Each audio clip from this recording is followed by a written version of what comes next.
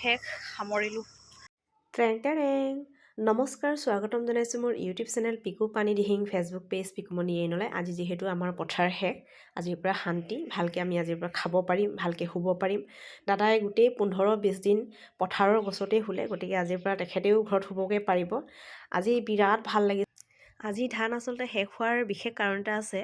বহুত বছৰৰ পাছত আজি মা আমাৰ পথাৰলৈ আহিছে। মানে আগতে মা দেউতাই আহিছিলে, তেওঁলোকে থাকিছিলে, কিন্তু যিহেতু বহুত দূৰ সেইকাৰণে মা সদায় আহিব বিচাৰে, আহিব নোৱাৰে। আজি যেনে তেনে সৌদা আনিলে, মা একদম আজি যামেই, মই যাব লাগিব দেই বুলি কৈ আছে। পথাৰখন বহুত বছৰ হ'ল চোৱা নাই। যিয়ে নহওক, তেওঁলোকে নিজে কষ্ট কৰি কিনা মাটি, নিজে আৰ্জন কৰা, নিজে নোখোৱাকৈ নিপিন্ধাকৈ ল'ৰা ছোৱালীৰ কাৰণে কৰা গঢ়া সম্পত্তিসমূহ তেওঁলোকে চাবলৈতো হেঁপাহ জাগিবই, আহিবলৈ হেঁপাহ জাগিবই। গতিকে মায়ে আজি বহুত বছৰৰ পাছত পথাৰলৈ আহিছে। বয়সো যথেষ্টখিনি হ'ল, গতিকে আজিকালি আমিয়ে যাওঁ, মা দেউতাক আহিবলৈ নিদিওঁ।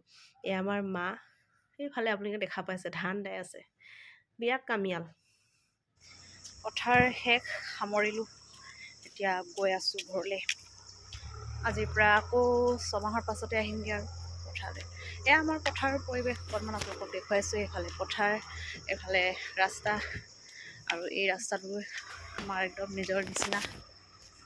আজি ভালকৈ মাছে মঙহে খোৱাৰহে কথা, আৰু আজিৰ পৰা ভালকৈ খাবলৈ পাম শান্তিৰে। সেইকাৰণে আজি মাছ আৰু মঙহ, এয়া কুকুৰা খাম আৰু লাহেকৈ দেই। আৰু লং ভিডিঅ' আহি আছে, আপোনালোকে চাব। এয়া ধান আমাৰ ভৰাইছে, আৰু ভতিজা, ডাঙৰ ভতিজা, মাজু ভতিজা, আৰু ইয়াত দাৱনী আমাৰ নেপালী ৰাইজ আহিছে। যিহেতু আমাৰ ঘৰখন নেপালী গাঁৱৰ মাজতেই, আমি যিহেতু এঘৰ মিচিং মানুহ, সেইকাৰণে আমাৰ সেই নেপালী মানুহবিলাকে আমাৰ একদম এনেকুৱা নিচিনা লাগে যে নিজৰ মানুহ। লং ভিডিঅ' আহি আছে, আপোনালোকে চাবলৈ নাপাহৰিব।